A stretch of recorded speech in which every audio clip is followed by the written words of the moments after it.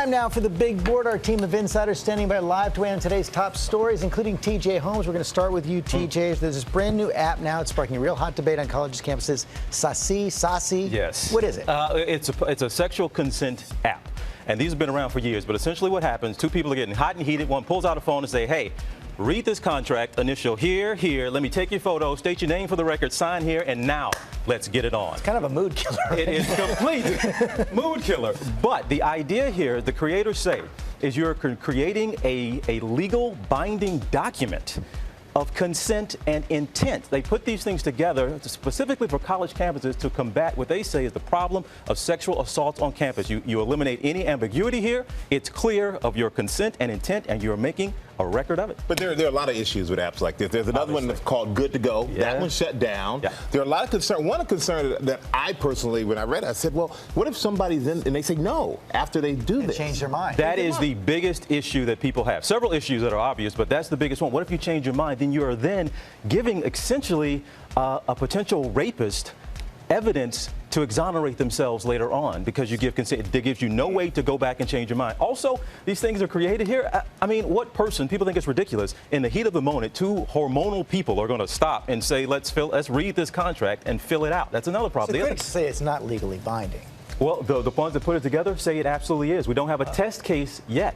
But these things, once you upload the information, it goes to a server that only police can access, a disciplinary board at a school, or by subpoena. Wow. Jen Ashton, let's bring her in on this. What do you think? I mean, I think it's probably a good idea and well-intentioned, but let's talk about the fact the name Saucy is almost a play on words to say yes, right? And I don't think we need any more of this in the bed, so probably more problems than good things. Yeah, I think in theory it sounds good, but I just think execution may be lacking. And they want to just start the conversation. Even if it's just not about the consent, at least it gets two people to talk about affirmative consent and what it really means. Absolutely. Thank you, TJ. Yeah. And Dr. Ashton, you stay right there because we're about to talk to you about this. There's a new study that could explain why some of us age faster and why George does not age at all, people. Researchers at UCLA suggesting that regardless of a healthy lifestyle, some people have naturally faster aging rates. Yeah. And Dr. Ashton, what exactly is this study saying? Well, first of all, in medical school, doctors, we're trained to actually assess someone's appearance with respect to their age because the thinking, even in the past, was that how someone appears externally may indicate what's going on internally with the aging process. Now, this latest study found that while lifestyle, yes, absolutely, behaviors are important, it's actually what's going on in our genes on a cellular level that may actually be more important. The good news, both represent targets for intervention, whether with changes or with medication. And in fact, the FDA just approved a trial to study a drug called metformin, which is actually used in type 2 diabetics as a longevity drug. So you're going to be hearing a lot more about this in the future.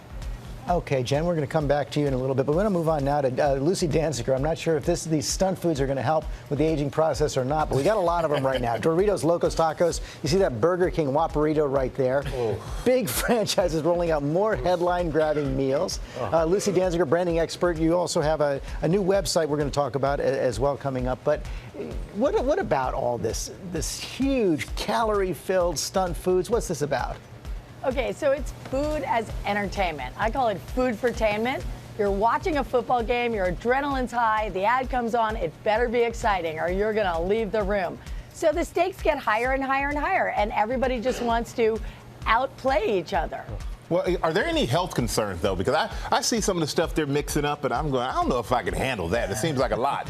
Right. Are there any health concerns with all of this big and bold? Of course there are. Of course there are. Look, you get adrenalized, you're jumping off the couch saying touchdown, but that's not working out. The players are saying go play 60, but we're not playing. We're actually going to gain 60 if we eat all these foods. So guys see it as a mountain of tacos to conquer, and women see a pizza as a heart attack on a plate. So for me, I think it's the scary movie of food, and the blob starts right here.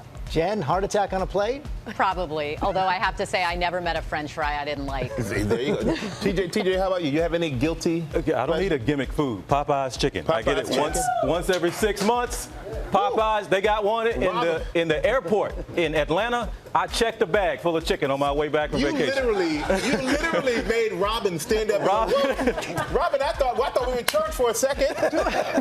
Two-piece white meat spicy with fries. There it is. George, what about you? I can't pass by a Big Mac every once in a while. Big Mac? Oh. You know, that Chick-fil-A calls my name every time.